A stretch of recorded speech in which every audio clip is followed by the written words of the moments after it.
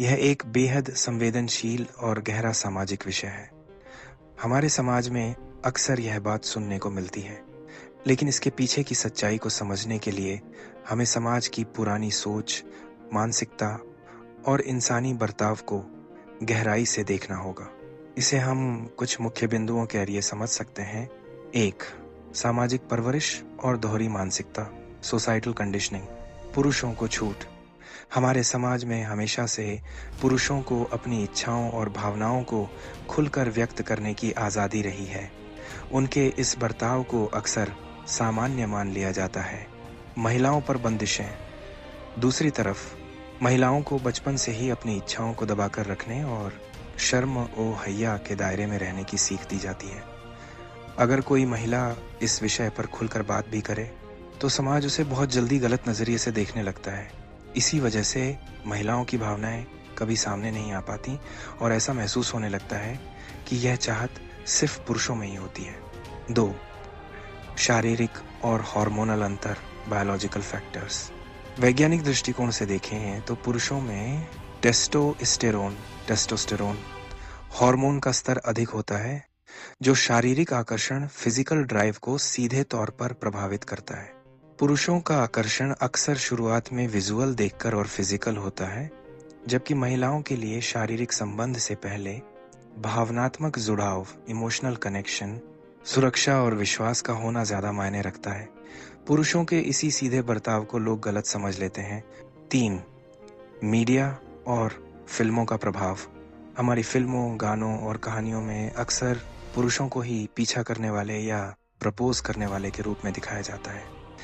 जब सालों से यही छवि पर्दे पर दिखाई जाती है तो आम लोगों के दिमाग में ये बात बैठ जाती है कि पुरुषों का एकमात्र मकसद सिर्फ शारीरिक स्तर तक ही सीमित होता है।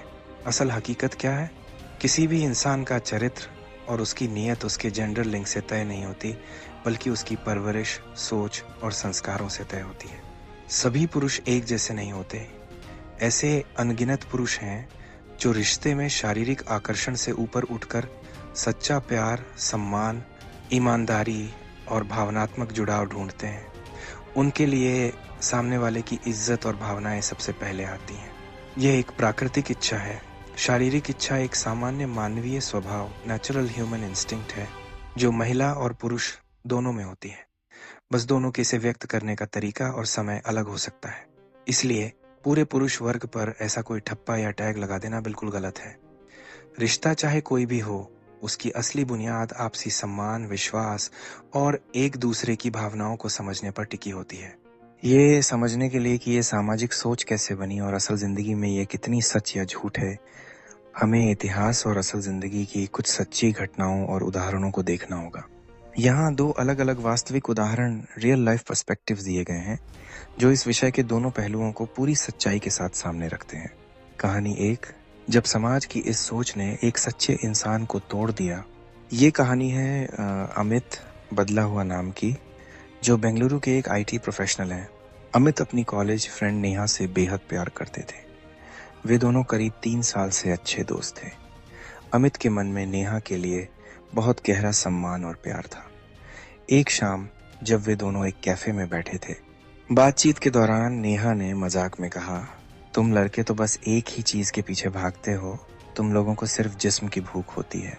नेहा ने यह बात बहुत सामान्य तरीके से कही थी, लेकिन अमित को इस बात से गहरा धक्का लगा। अमित ने बताया, मुझे ऐसा लगा जैसे मेरे 3 साल के सच्चे प्यार, फिक्र और आदर को एक झटके में सिर्फ एक हवस का नाम दे दिया गया। उस रात मैं सो नहीं पाया। मैंने कभी नेहा को गलत नज़र से नहीं देखा था। क्या सिर्फ मेरा लड़का होना मुझे इस कटघरे में खड़ा करने के लिए काफ़ी था? अमित की ये कहानी दर्शाती है कि जब हम बिना सोचे समझे सभी लड़कों पर ये टैग लगा देते हैं, तो उन लड़कों के दिल पर क्या गुजरती है जो सच में भावनाओं और सम्मान को सबसे ऊपर रखते हैं। कहानी 2, इतिहास की एक सच्ची घटना, द रियल साइकोलॉजी। ये उदाहरण किसी एक व्यक्ति का नहीं, बल्कि मनोविज्ञान, साइकोलॉजी के इतिहास की एक प्रसिद्ध घटना है, जिसे द आर्मर ऑफ रिस्पेक्ट के नाम से समझा जाता है। प्रथम विश्व युद्ध, वर्ल्ड वॉर 1 के बाद जब पुरुष युद्ध से लौटे तो समाज में उनके प्रति एक डर और अविश्वास का माहौल बन गया था। लोगों को लगता था कि पुरुष केवल आक्रामक, अग्रेसिव और शारीरिक इच्छाओं से संचालित होते हैं।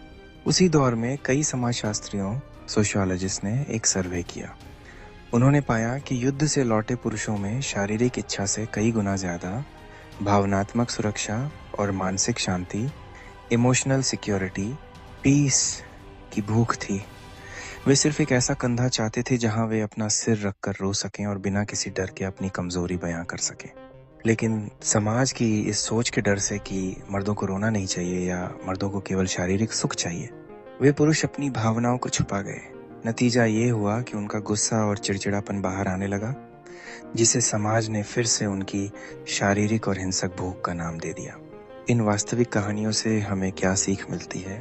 अधूरी समझ का नुकसान।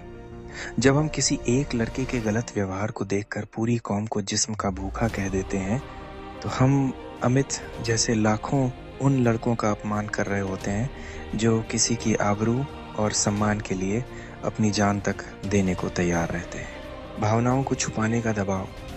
पुरुषों को बचपन से सिखाया जाता है कि अपनी भावनाएं, रोना, डरना, कमजोर पड़ना जाहिर मत करो।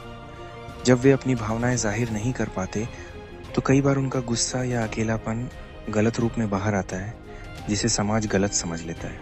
निष्कर्ष, दुनिया में हर तरह के लोग हैं। कुछ लोग वाकई गलत मानसिकता के होते हैं, चाहे वे लड़के हों या लड़कियां, लेकिन सिर्फ किसी के जेंडर की वजह से उस पर जिस्म के भूखे होने का ठप्पा लगा देना पूरी तरह गलत है। असल जिंदगी में एक अच्छे लड़के के लिए सम्मान और सच्चा जुड़ाव हमेशा सबसे पहले आता है।